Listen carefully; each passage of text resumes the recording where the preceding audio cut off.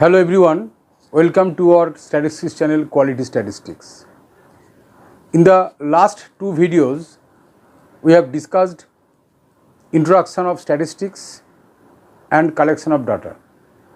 After that, today we are going to discuss the next part, presentation of data. Collected data should be presented in a proper manner. In our analysis, presentation of data, we get the structural collected data is to be presented. In today's analysis, we will discuss some statistical tools and ideas which will help us examine the data in order to describe their main features.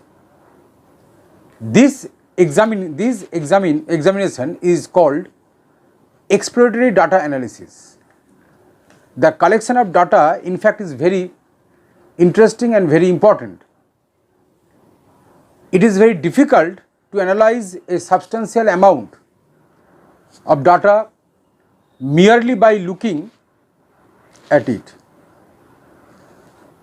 Instead of this, we need to organize and present data in such a way that it will let us readily grasp and what the data can say.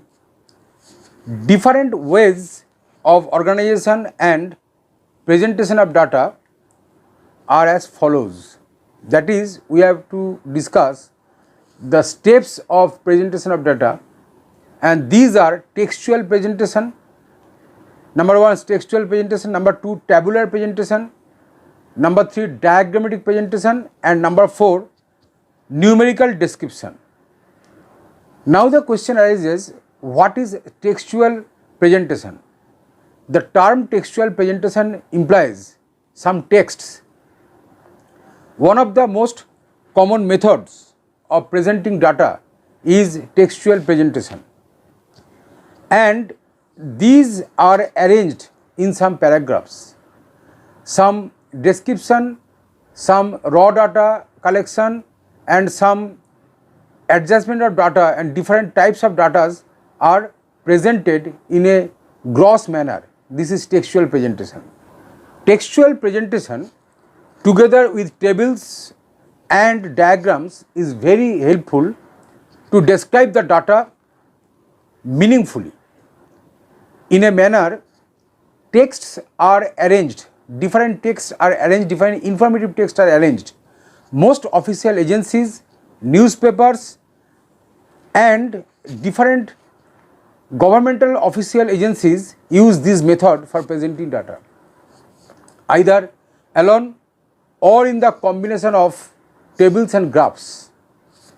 But it has some disadvantages. We face some disadvantages regarding this textual presentation. It is very difficult to understand for the uneducated people, and it is not very effective when a large mass of data is to be presented. Large mass of data means huge data, huge texts are there. This method has an appeal to the literate people only. Moreover, data presented through this method will not lend itself directly to statistical analysis. It is just structural data.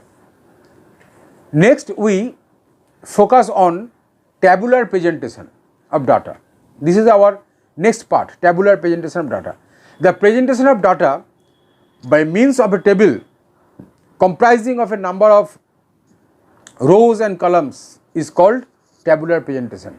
In tabular presentation, we get some steps, some sections, that is title, that is table number, title, caption, stub, body of the table, footnote, and sources. There are different parts of table. Now, it is very effective in the sense that it can present data in the compact form so that it can bring all the essential features of data into a clear perspective. It facilitates comparisons of similar type of data within a same structure. Suppose there are two examinations and the results of two schools are to be compared, then by tabulation process we can compare it very easily. Election result, school result, different competitive results and different employment data can be compared very effectively with the help of tabular presentation. This tabular presentation may be of two types, that is simple table, that is complex table. There are two types of table.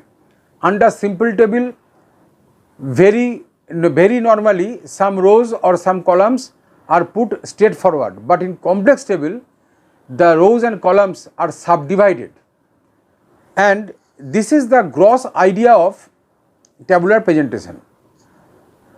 Next day we will discuss more about tabular presentation and we will present different tables with respect to these ideas, this discussion. This was all about today. Please keep watching this channel for future updates and different types of videos, interesting videos. Thank you all for watching this video.